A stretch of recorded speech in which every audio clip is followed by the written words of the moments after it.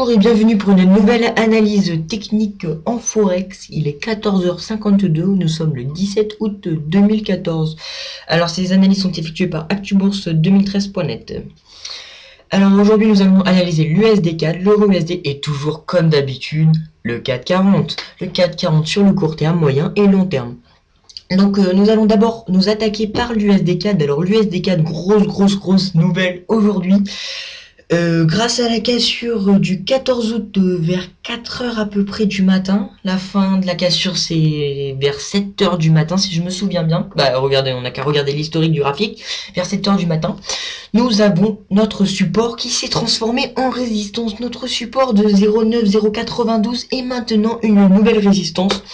Et nous avons maintenant trois nouveaux petits jolis support, un nouveau support à 0,8750, c'est notre premier support. Et bien évidemment, pour trader à la baisse, il faut attendre la cassure du troisième support comme d'habitude.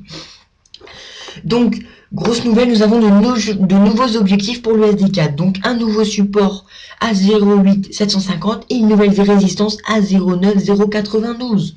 Donc, c'est-à-dire que généralement, si le cours vient taquiner notre support, taquiner notre deuxième support et que celui-ci commence à remonter, ça veut dire qu'il y a rebond. Il faut toujours attendre quelques pistes de confirmation et ça veut dire que le cours va tout naturellement rebondir comme d'habitude, que notre support se renforce et qu'il devient de plus en plus fort.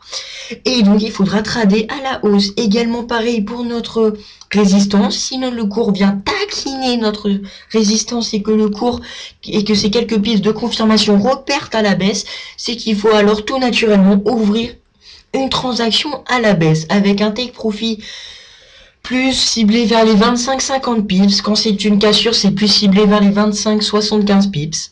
Là, ça sera plus ciblé vers les 25 pips à peu près. Et toujours le stop loss, quand c'est pour un rebond, le stop loss toujours au-dessus de la résistance ou en dessous du support. Donc c'est comme ça qu'il faut trader avec le take profit de 25 pips.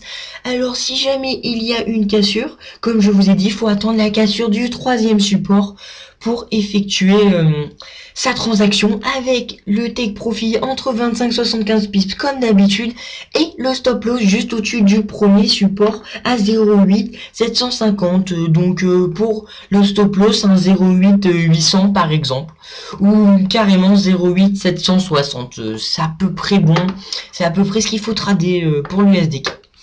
Alors on va se pencher maintenant du côté de l'euro-USD. Alors l'euro-USD, bon franchement, comme d'habitude, on s'attendait à la cassure. Donc, comme on peut voir une petite répétition, là il y a une deuxième répétition de marché avec un U. Ici là on a plus un V qu'un U, mais bon, on peut considérer comme une troisième répétition à peu près. Comme d'habitude, on a pu placer une nouvelle résistance à 3462. Parce que le cours a l'habitude de casser notre résistance à 33,923. Donc si jamais il y a cassure, ne vous inquiétez pas, le cours va sûrement venir taquiner notre résistance à 34,162 et venir effectuer son pullback comme d'habitude. Si jamais la résistance 34,162 casse, il faut attendre que celle-ci dépasse, comme vous pouvez le voir précédemment dans l'historique du cours, que ce cours a déjà atteint les 34,345. Donc s'il y a cassure, il faut attendre que ça dépasse les 34,345 pour effectuer son ordre à la hausse. Mais je vous déconseille de trader la cassure du support de la résistance, excusez-moi, à 34,162. Je vous déconseille vivement, ne tradez pas ça, parce qu'il y aura sûrement un pullback effectué. Sur le long terme, l'euro-USD, ça c'est sûr, ça va jouer vers les 1,29. Donc ça sur le long terme, ça va bien descendre, ça c'est obligé. Du côté du moyen terme et court terme, on ne sait pas vraiment pour le moment. Normalement, ça continuerait sa baisse. Tout ce que je peux vous dire, c'est que le cours là va effectuer son pullback normalement et revenir se jouer pour le début de semaine vers les 33,923 de notre résistance et les 33,387 de notre support. Donc pas d'inquiétude, le cours va sûrement taquiner notre résistance à 34,162 pour effectuer son pullback au 33,923 pour revenir se jouer entre notre résistance et notre support à 33,387 pour notre support. Donc là nous allons passer du côté du CAC 40. Alors encore une mauvaise nouvelle, malheureusement le CAC 40 continue sa baisse.